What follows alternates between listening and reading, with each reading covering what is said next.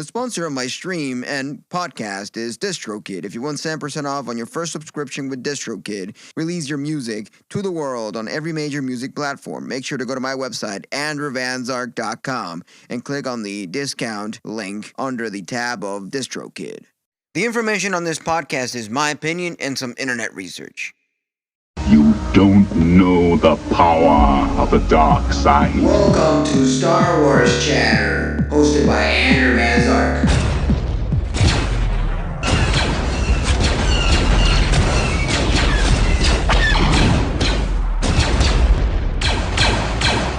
Now you're listening with power.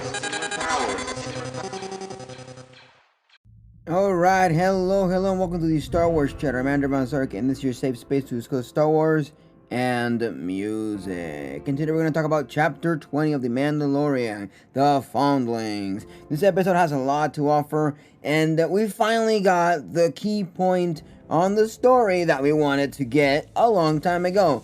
How did fucking Grogu survive?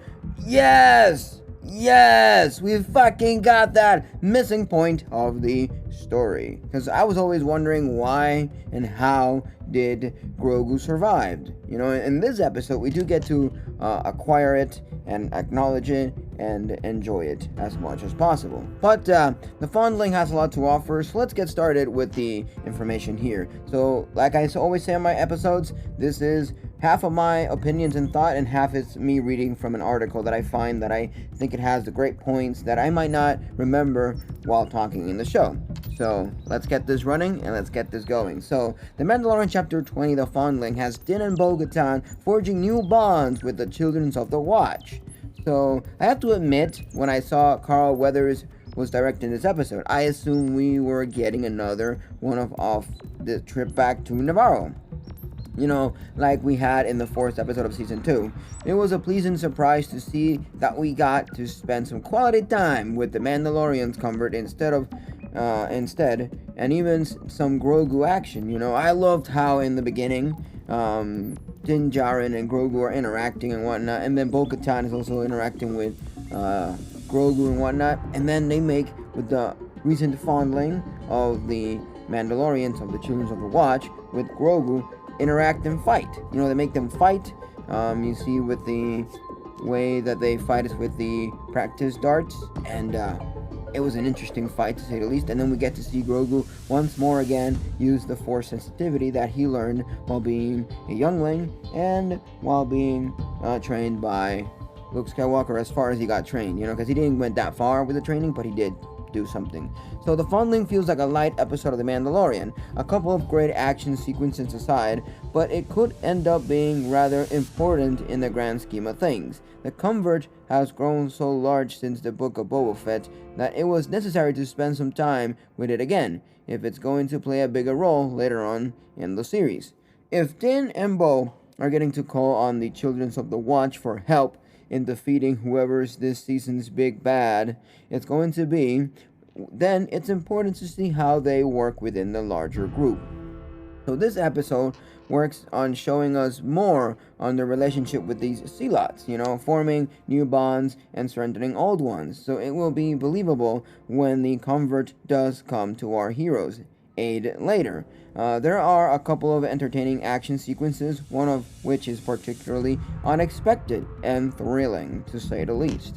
So, unlike the convert, which mostly took a break from the series' standard storytelling style to tell a darker story focused on world building, the Fondling returned to the norm with an entertaining adventure like we usually have, you know? So yeah, The Mandalorian is amazing. Yeah, I'm talking about the show, the new episode, the Chapter 20. For those of you listening on Spotify and Apple Podcasts, I do this show live on AMP, and I get to interact with some of my listeners here in the service. So let's get things running. So Lady Rafella, yes, I am talking about the latest episode of The Mandalorian, and I love how how this episode, instead of just world building like they were doing on the Convert, they are talking about the Fundlings. Fundling was a bit more adventurous, more fun to watch. The world building was a darker story from the Convert, and we have to set those things apart. This is the usual type of episode that we would have from The Mandalorian, as far as we all know and have been shown all this time. So, nothing groundbreaking happens in this installment, but what does happen sets the stage for what we'll see later in The Mandalorian. So, just so you'll know, if you haven't seen the episode, spoilers ahead. Spoilers. This is a spoiler warning. We don't often get to see the Mandalorian's training, so this episode opening scene was a fun way to glimpse what the Mandalorian converts gets up on a regular day. This being a warrior culture, everyone spars, including the kids. How else would Mandalorian breed such capable and fierce warriors? You might ask yourself, Yeah, you can talk about this all you want, Lady Rafaela. You can talk about this all you want. And Din decides to throw Grogu into his first sparring session against a new Fondling, whose installation ceremony we saw get interrupted by a crocodile turtle beast in the season premiere. The child, whom we later discover is Paz Vizsla's son, and it's named Ragnar. So he chooses to spar with training darts filled with paint pellets. So we don't have to worry about Grogu getting hurt. I was really concerned about that. Like, whoa. Are you going to let Grogu fight like that and let things flow like that? No. That is not how things flow within my eyes. But then I saw it was just paintballs and paint pellets. I was like, whatever. It's not going to do any harm. So it seems unwise to pit Grogu against an older kid when he's still very vulnerable, to say the least. To be fair, the young Vizsla also felt the child was too young to face him.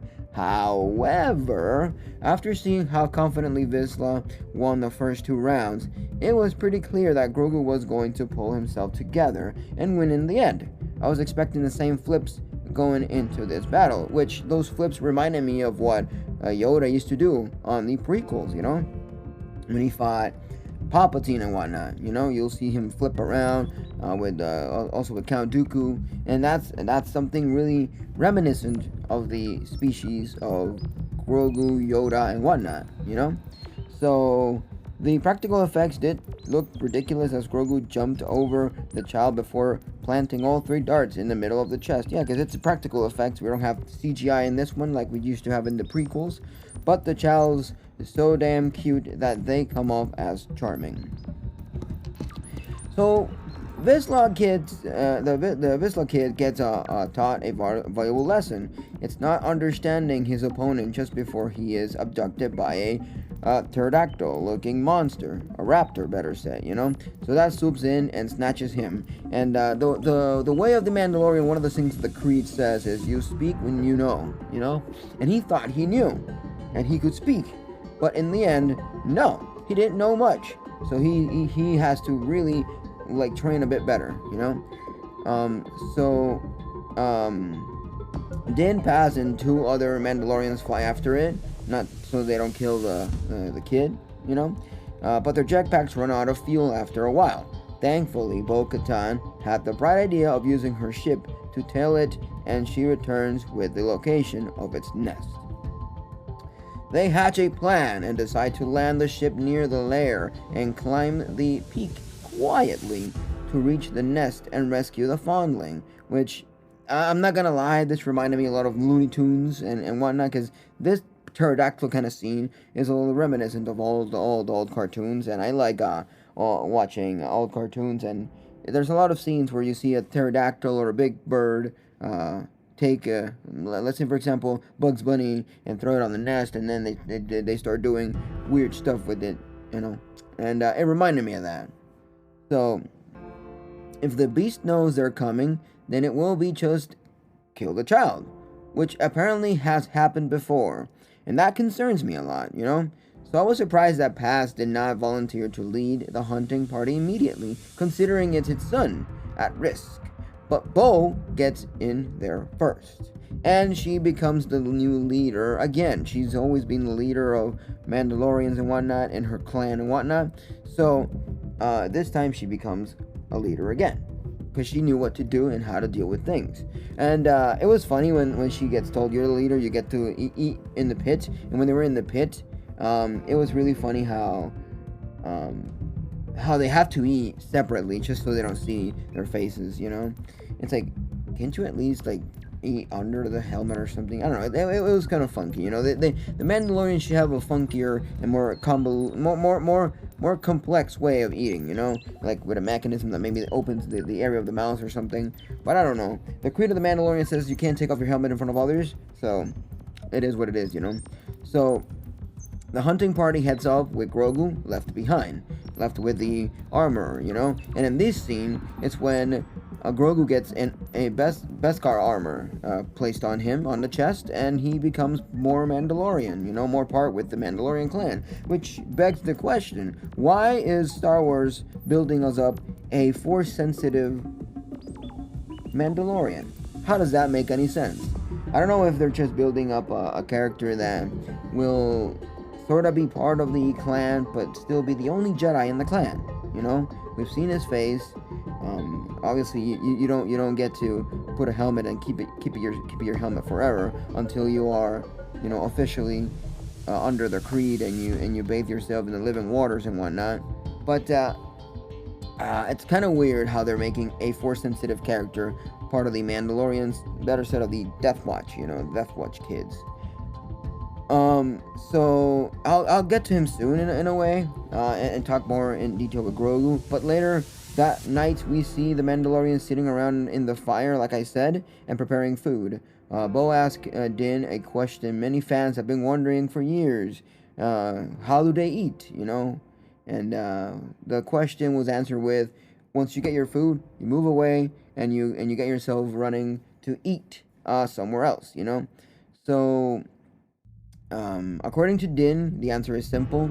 They each have a private place to eat, and Paz tells Bo that as the pack leader, she has the honor of eating by the fire, while the others are slink off to eat in the darkness somewhere. It's kind of sad in a way, but at the same time, it feels like that's the way they do it. But it's like on the olden times, you know, when you know, cavemen used to eat within a fire, Indians or something.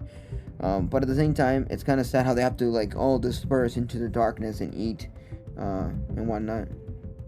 So we get a shot of Bo-Katan removing her helmet and eating by herself in front of the fire while she's following the tribe's rule. I can't help but think this moment is trying to tell us that she doesn't quite fit in here, you know? It does felt weird, and I don't know. And at some point in the episode, she says this is the way, and she feels like she's part of the clan in a way, but at the same time, I don't think she is, because she feels odd. I don't know, it's my feeling that she feels odd being part of the Death Watch, in my opinion, but we have to, like, let things flow and see how they are preparing us with Bo-Katan. Maybe she is actually growing into being a Death Watch kid, but we don't know. We have to like still find out what's up in this Death Watch clan and whatnot. So I can't help but think many things when I see Bo-Katan. So she's been accepted nonetheless into a larger family and hasn't received any abuse for her perceived role in Mandalore's decline. So she still feels lonely, but Din is the closest thing she has to a friend, and she can't even share a meal with him. It's really sad, you know? I have a feeling that she still wants to do things her own way, the way she used to do them, the way that things have been for her for a long time, ever since she became a leader of her own clan and whatnot. So at the end of the episode, Bo-Katan gets a new signet of a Mythosaurus as part of her armor, and it's clear now that she sees it as proof that she deserves to lead the Mandalorian people again. And she tells the armor that she saw a Mythosaurus, a living one, with her own eyes, but it appears she doesn't believe her at all. The armor does not believe Bo-Katan whatsoever at all. She starts saying, oh, this is the way, and as a Mandalorian, you'll see many different visions and whatnot. But she's like, no, I saw a living Mythosaurus on the living waters. I clearly did. And Bo's destiny lies outside of this limited comfort Uh, it seems, So before that, though, they all climb the peak and make their way to the nest. Paz loses all sense of discipline and awakens the monster's baby, alerting their mother, who arrives ready to feed the little Visla to its children. The Mandalorians spring into action, and it's an entertaining chase scene ensues, with Path, Bo-Katan, and Din all working to free the fondling from the beast's clutch. Din eventually rescues the child as he plummets towards the ground, and Paz thanks him. It seems a new bond has been forged between Path and Din, something I've never really thought would happen before this season, And Din Jarin, in a way, feels a little odd and like a little outsider from the clan of the Death Watch, the Children of the Death Watch. But I do think that he is, opening up to the clan and being part of whatever is happening within the whole build up with the Children of the Death Watch. While Bo-Katan still feels out of place here, Din feels comfortable as ever. Not only has he earned a new level of respect from one of his greatest rivals, but he also seems happy raising Grogu here. As toxic and extreme as these Sealots may be, he considers them family. Presumably, something will happen to make him realize that Grogu is his only true family at the end of the season. But for now, he is in a very happy place, to say the least. Din has always wanted to be part of the Mandalorians once again, but he was protecting Grogu as much as possible, and I do think that Din should focus more on whatever happens to Grogu than being part of the Children of the Death Watch, because I think he's just trying to fit in, just to fit in, He's not really doing it because he really feels it, There's a lot of people that try to fit in within, their circle, their groups, and whatnot. And not always do we have to accept our circle that supposedly looks like us, supposedly acts like us. If you look at the Bad Batch, for example, when you see Gungi was accepted in Kashyyyk by another tribe of Wookiees, So why can't Din Djarin just do what he has to do, Sure, Bo-Katan at first denied to join Din Djarin because he was doing things the traditional way, and Bo-Katan, for as long as she is been shown in the world of Star Wars, in the universe of Star Wars, she doesn't care and think that tradition is bullcrap, So surprisingly, this episode's B storyline had the most interesting action. While Din and the others were away, Grogu spent some time with the Armorer, who lectured him on the Mandalorian culture. The noises of the forge send him into trance, or better said, PTSD of some sort. And we finally get a full flashback that explains how he survived Order 66 in the Jedi Temple. And I was like, whoa! When this happened, I was standing up on the chair, I was going crazy, and I was like, wow, this is what I was expecting to see for a long time. How did Grogu survive Order 66? And now we got the information, we got the sequence of how he survived Order 66. But they didn't show much after a while, so I want to know what happens after they flew away. The Jedi that took Grogu and flew away. What else happens after that? But we're still learning. So with clones closing in, the adult Jedi sends him into a herbal lift, and at his destination, he meets by Jedi Master Kalaran Beck, played by Jar Jar Binks' actor Aham Best. So this was a fantastic choice, taking a character that has so far been canon adjacent. He was created for the Star Wars Jedi Temple Challenge children's game show on the Star Wars Kids website and YouTube channel. So seemingly embedding him into the critical part of Star Wars lore. So you could argue in many shapes and forms that perhaps, and hear me out, the action got a bit too fan servicey here. In a way. Don't think it as concrete, So as Kylo Ren came off as the absolute badass, mowing down clone troopers with his twin lightsaber, but really, this is the redemption that Ahman Best deserves. So I'm okay with it. After all, Kylo Ren Beck nickname was the Sabereth Hand. So it does make sense that he be so skilled with the lightsaber. His role in the Jedi Order involves surprising young Padawans as they went through their Jedi traits. And it makes sense. He prioritized saving Grogu.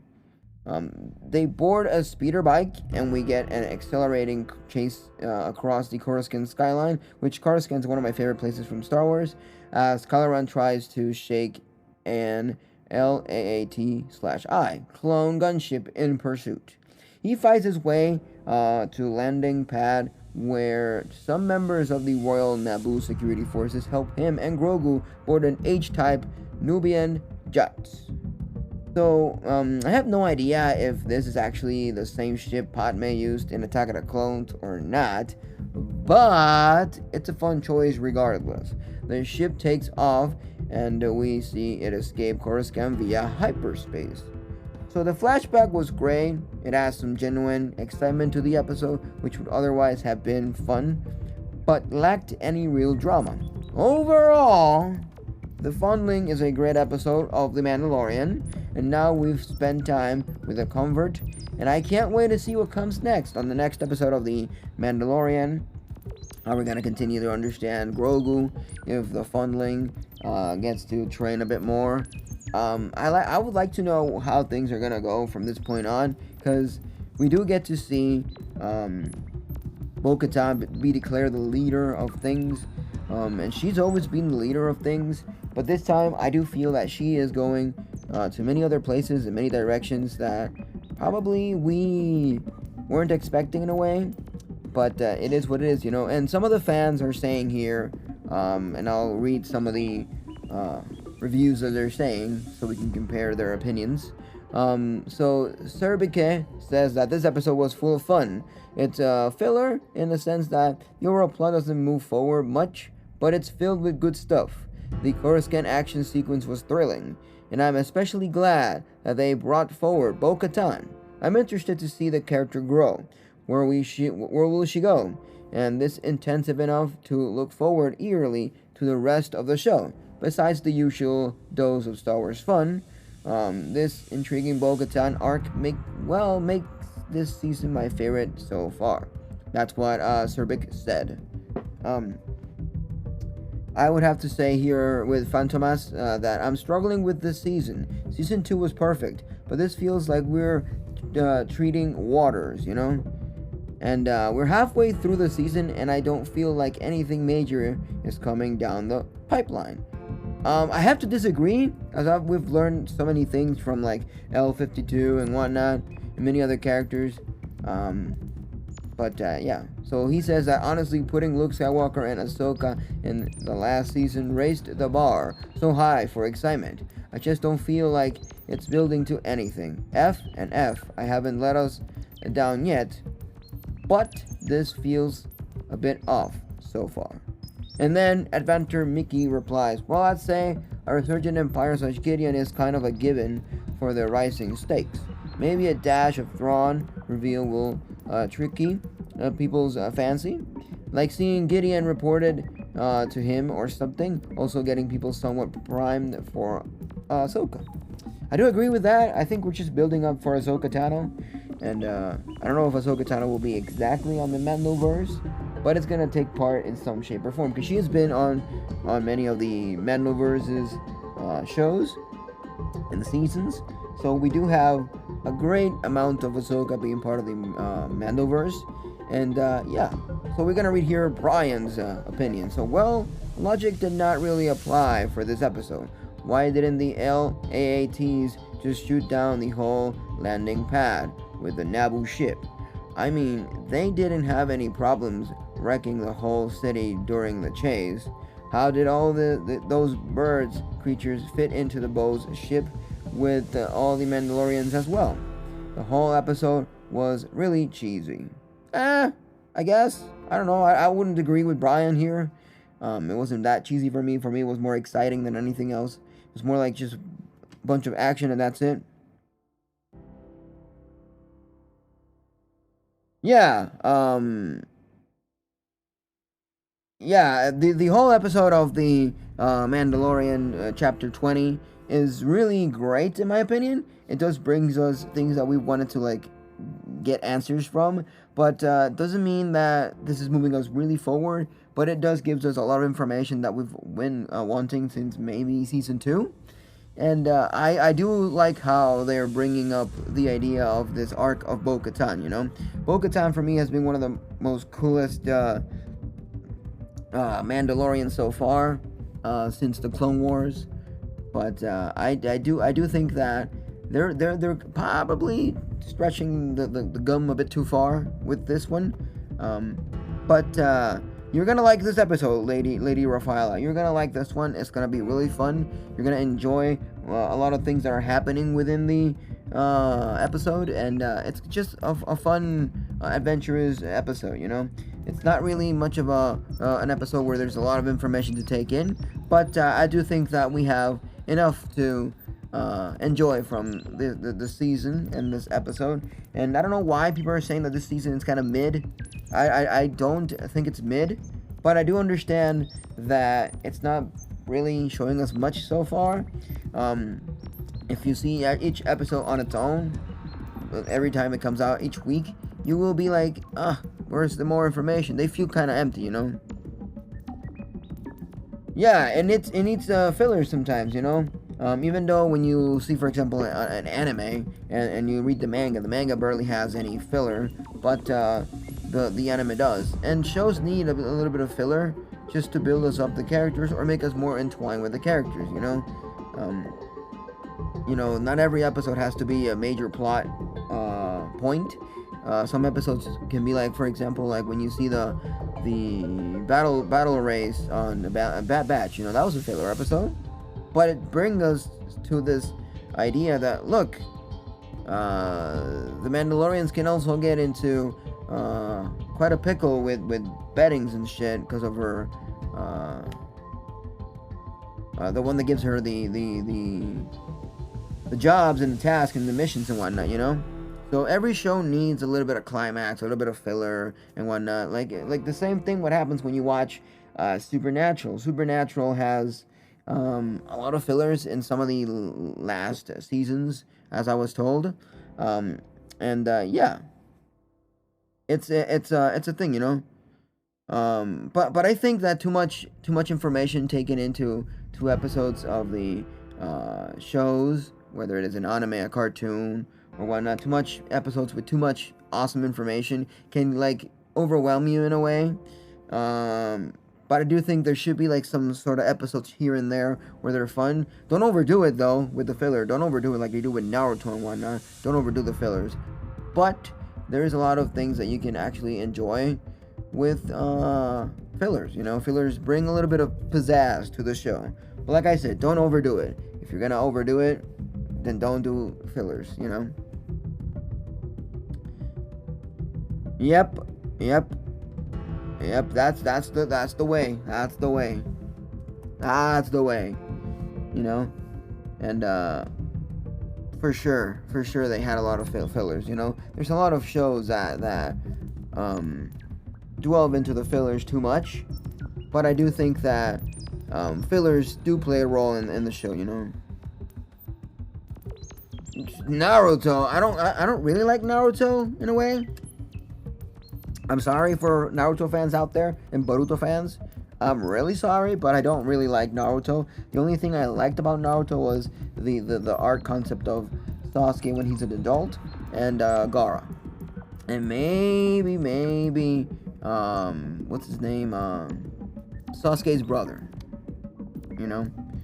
Kiraito, I agree. Naruto is a big no-no. Naruto's a big no-no. I don't understand how Naruto could be such a great loved anime. I guess because it came out the same way as Dragon Ball, and lots of people were comparing it with Dragon Ball, and maybe many of the kids and many of the people that love Naruto, they were just growing up with it, you know, and it's more nostalgia than anything else, you know. Sometimes you love something out of nostalgia instead of because you really do. Because I am a retro game collector, or better said, I used to be a retro game collector. If I ever get back into the retro gaming collecting hobby, it'll be a thing. But I do have to say that there's a lot of video games that I was really into as a kid, and when I play them nowadays, they seem mid, they seem bad, and they seem boring. But when I was a kid, those were amazing. And the reason why I get back to playing them, it's not because I want to play them, because I think they're awesome. It's because of nostalgia, you know? It brings me back memories of me playing it and trying to understand the game and not understanding jack shit of the game. You know, Glubber is another one that it's mid. It's really mid. It's not the best game ever, but I played it so much as a kid. I added so much cheat codes to the game as a kid that it's how I got back into the game like a few years back. You know, it's like, oh my god, I used to play this all the time. And sure, it's a little fun to like play with a Glubber and hit the ball and whatnot. But for the most part, I do think that it's a mid game, you know. There's a lot of N64 games that are really mid. But I'm really into them. Not because I'm into them. And mostly because I am really nostalgic about them, you know. So, yeah. Dragon Ball Z, I like Dragon Ball Z, but I'm not the one to like be watching all the time Dragon Ball. I didn't watch Super completely. I didn't watch Dragon Ball Z completely. I don't know if I ever finished GT. I do have a bunch of DVDs from GT. I used to buy GT DVDs of Dragon Ball. I used to watch a lot of the original Dragon Ball, but I don't know if I ever finished GT. But I like Dragon Ball out of nostalgia mostly, but I'm not all the time watching Dragon Ball. You know, and there's probably new episodes that are gonna come out of Dragon Ball. I've seen all the films from the Frieza one to the Broly one to the latest one that I forgot the name of it, and then there is the other ones that were done.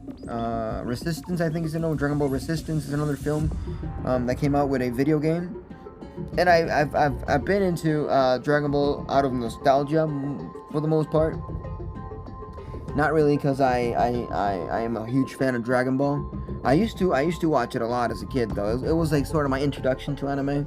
Even though my dad showed me a lot of the 80s anime when he was a kid, like Mazinger Z, and what's it called, Astro Boy, Gigantor, 009. And many other animes from that era. 8-Man's a great anime from when he was a kid. You know, the ones I mentioned last were 60s anime, black and white anime, and those are really great. You know, really great to say the least. You know, I love a lot of those old cartoons. You know, and it makes a lot of sense that I like Dragon Ball out of nostalgia. You know, there's a lot of things that you end up liking as an adult out of nostalgia, you know? I was like, oh, I used to do this as a kid. I used to watch it as a kid. Even though I know it's shitty now, but I don't know how I would watch this all the time, but I did, and now I like it just 'cause it reminds me of those simpler times. Those times where I was a kid, life didn't worry. I didn't have depression episodes. I didn't have stress. I didn't have any of these worries in life. I was just being carefree, sitting there, playing my Game Boy, and minding my own business, you know? That's how things used to be. And that's how sometimes you remember things. Because there's a lot of things, like I said, that you don't really like as an adult. But you still enjoy them because it reminds you of those simpler times. And those simpler times are the times that we have to treasure, we have to acknowledge. I know sometimes there are some people that block their childhood because a lot of trauma, a lot of bad things happen. But there's still pinpoints in life when you were a kid that you could remember. I know you look at those old pictures and you're like, wow, I used to have fun doing this and that.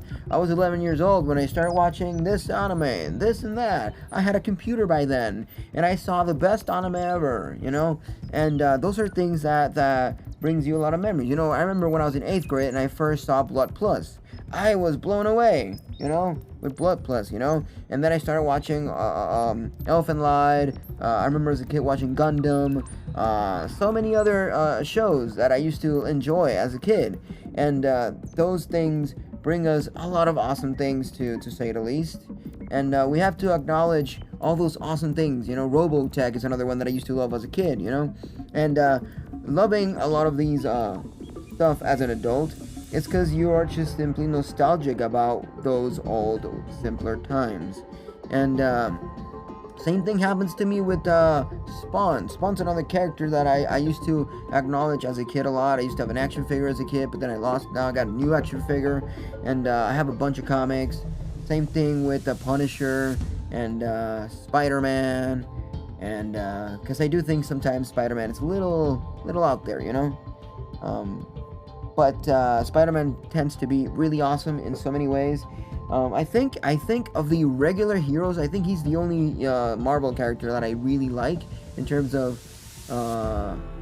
heroes, because I'm more of an anti-hero person. I do prefer like Punisher, Deadpool, and stuff like that. Those are more my characters, you know. And Image, I like Spawn. I like more of those characters that have the qualities of a villain, but they do the right thing, you know, aka an anti-hero, obviously, as I was saying. So I think that many of the things that happen to us in our life that we're like, why do we like this? Because of nostalgia. And a thing that we have to always keep in mind is that maybe you're obsessed with a show right now, like me, with a show in a franchise like Star Wars, and it's because it reminds me as me as a kid. You know, I remember the first time I saw Star Wars as a kid. I think it was either A New Hope or Empire Strikes Back. I think it was Empire Strikes Back, because I remember really fondly seeing Luke on the speeder and shooting and whatnot. So, and I do also remember A New Hope a lot, but yeah. But the one I really remember a lot is in 1999 when we saw the first episode of Star Wars. You know, from the prequels. That's something I do remember a lot as a kid. Seeing Darth Maul for the first time, and that blew my mind. Seeing a dual saber that looked like a bow staff, that was something that blew my mind as a kid. And ever since then, I've been a huge fan of Darth Maul. And that being said, it's a thing that I really love, and I will continue to enjoy Star Wars as much as possible.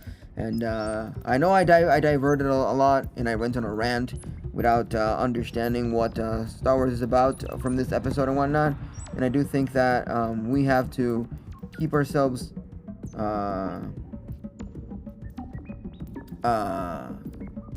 running with that. And we have to continue watching The Mandalorian and see how things flow or how things happen. Because if we don't look at The Mandalorian the way we're looking at it, we might find this season a little boring, to say the least. But anyways, now we know what happened on Chapter 20 with the fondlings and whatnot, and I diverted a little bit from the actual information that I had to do, but this is something that happens here on AMP. Sometimes you have to talk about other stuff that relate to your main topic. So I appreciate y'all being here. I appreciate y'all enjoying what I have to say, and thank you for all for listening, and I'll catch you on the flip side. Adios, amigos. I'll catch you on the flip side, and may the Force be with you. Bye.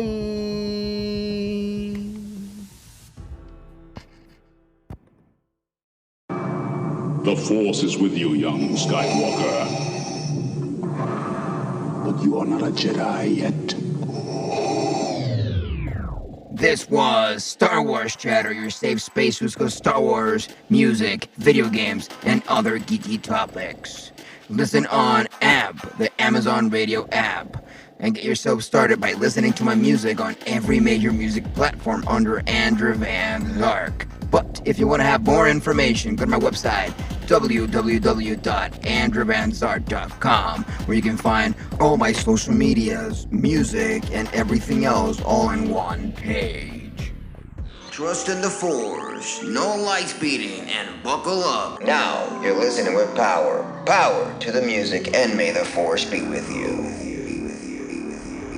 TV!